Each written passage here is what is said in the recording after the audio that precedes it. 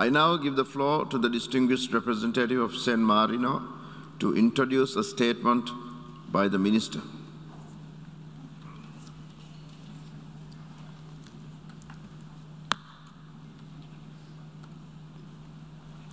Mr. President, I have the honor to introduce the statement of His Excellency, Mr. Luca Beccari, Minister for Foreign Affairs, International Economic Cooperation and Telecommunications of the Republic of San Marino.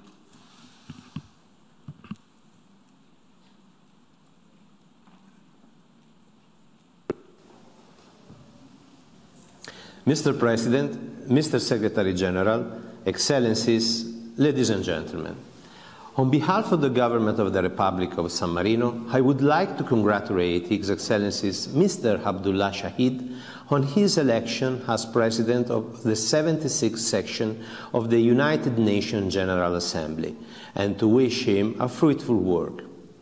The Republic of San Marino supports the priority of your program mentioned in your inaugural address and ensure you, Mr. President, full cooperation in all work of the General Assembly.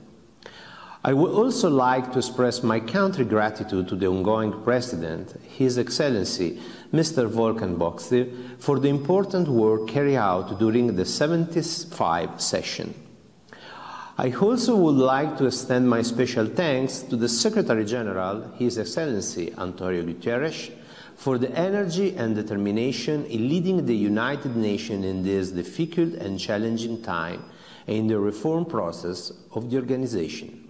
San Marino welcomed the appointment of His Excellency Antonio Guterres for a second term as Secretary General. We offer him our warmest congratulations and full support. Mr. President, COVID-19 pandemic brought an unprecedented health, economic, and social crisis. Health systems in many countries have been driven to the edge of the collapse. The pandemic has taken 4 million lives. Tens of millions of people are being pushed back into extreme poverty and hunger, erasing the modest progress made in recent years. More than 1.6 billion students were out of school.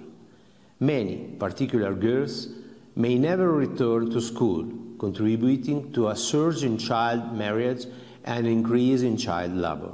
This livelihood, as half of the global workforce, has been severely affected.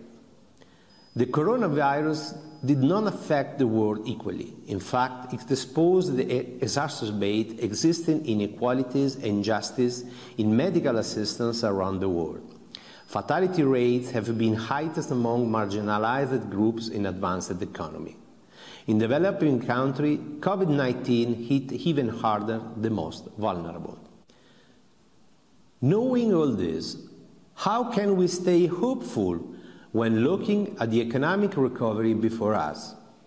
If this is how we dealt with the health emergency so far, how can we be sure that the economic policy that we are collectively called to implement in the incoming years will not accentuate the existing gaps?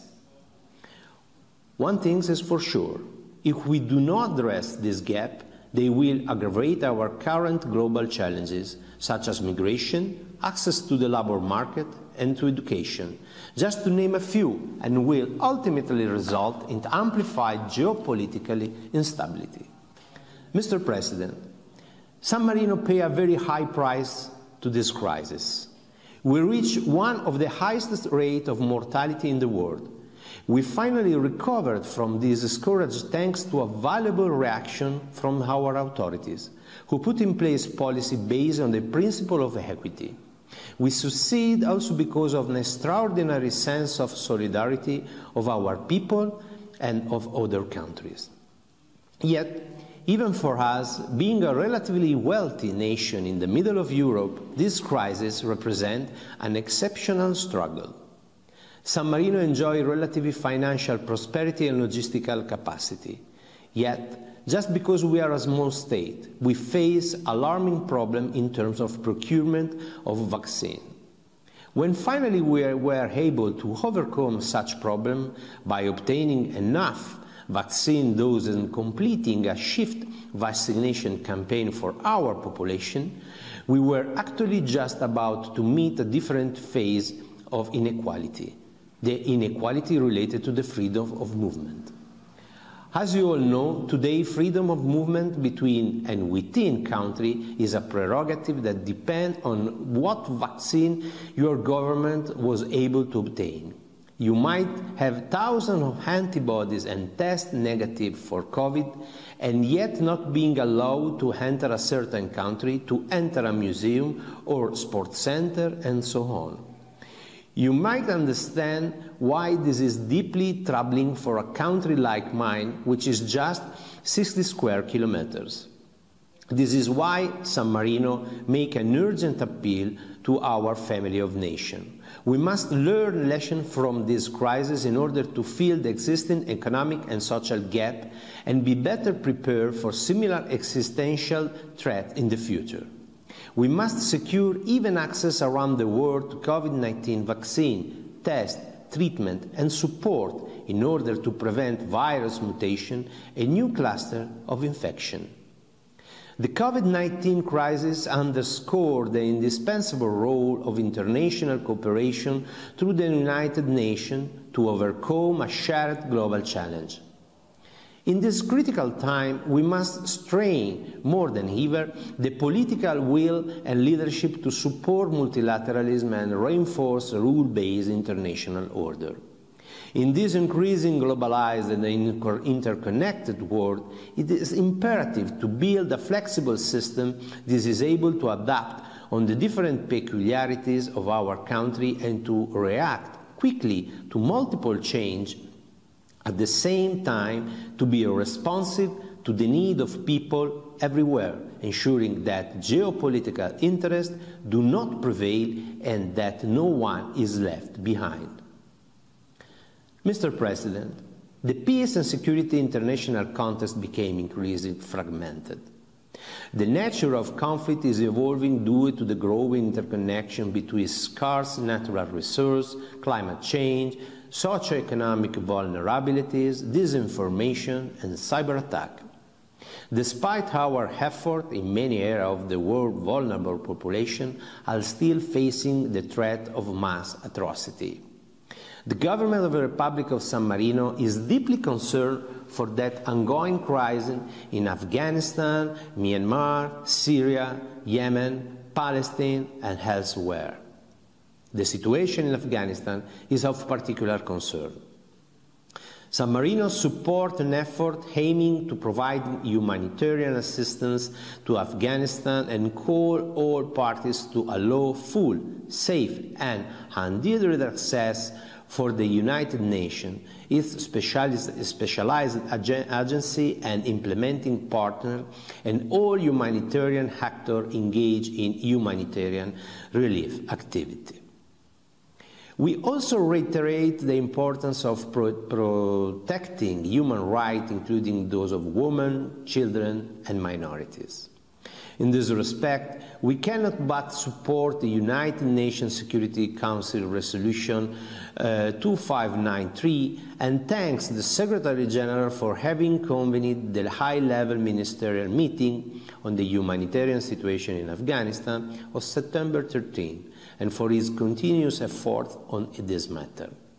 We also support the commitment of the Secretary General to strengthen the United Nations system ability to tackle different conflicts from a prevention-oriented perspective, as well as seeking to invest more in preventing crises. The government of the Republic of San Marino is worried about the deteriorating international security environment and for the proliferation of weapons of mass destruction.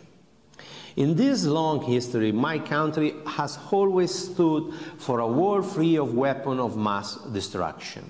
We are particularly concerned about the rising nuclear risk, the catastrophic humanitarian consequence that nuclear weapons constitute an existential threat to humanity, and for this reason, Republic of San Marino is a strong supporter of the new treaty on prohibition of nuclear weapons.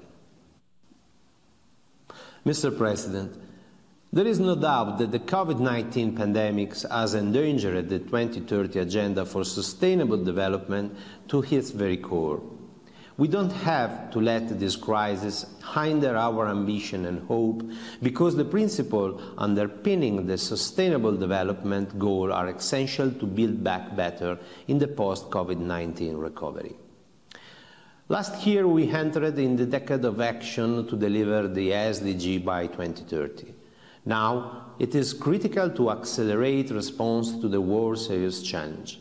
With the presentation of its first voluntary national review on July 13, San Marino renewed its commitment to a better, fairer and more sustainable world, not only for the benefit of its citizens today, but also for future generations in our country and everywhere else.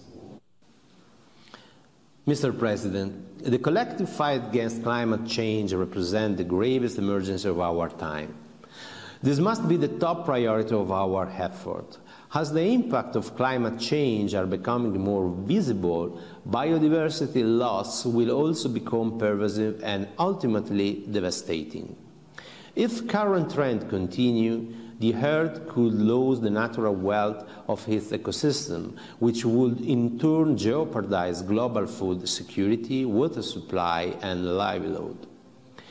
We are witnessing the grave impact of climate change on the small island developing state in the Pacific, but also in the other part of the planet. People of the world, in particular young people, demand urgent action in order to rebuild the fundamental aspect and relationship with the environment. We'll be able to reach this goal only through a full implementation of the Paris Agreement, but also by promoting important investment in adaptation and resilience.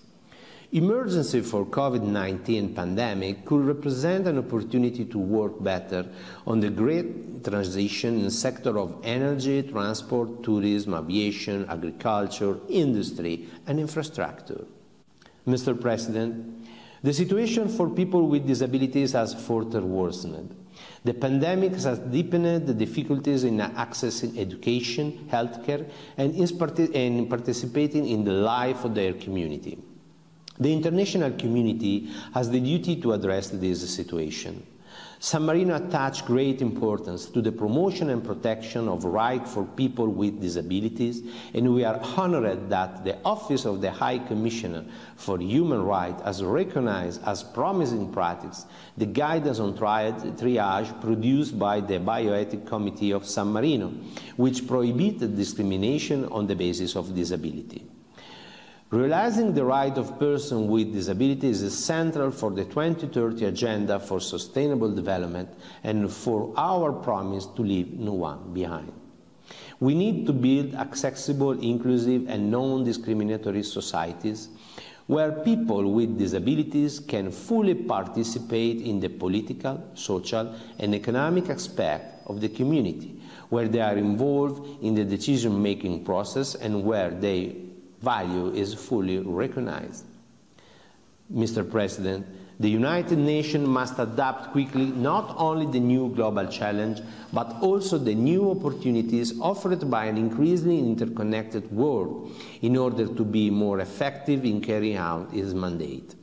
Therefore, reforms are crucial to the future world stability and maintenance of international peace and security, and must remain at the center of our action.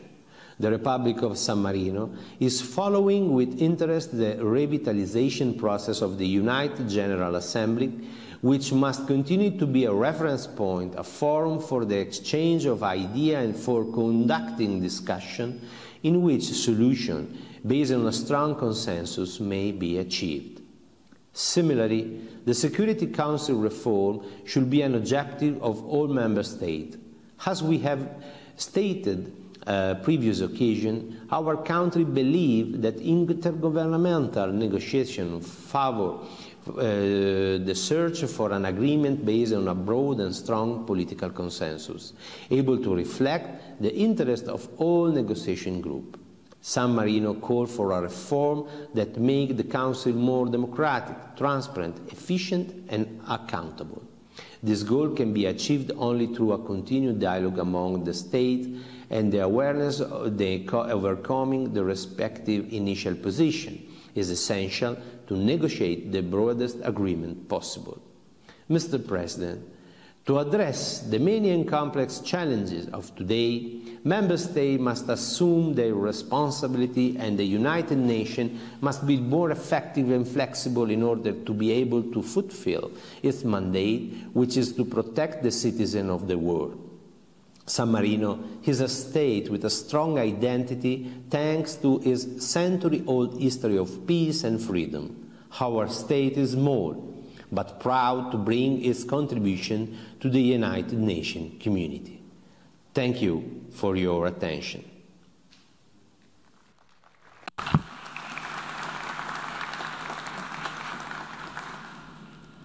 Je remercie le ministre. I thank the Minister for Foreign Affairs, Economic Cooperation and Telecommunications of San Marino, and I thank him specifically for the statement just made.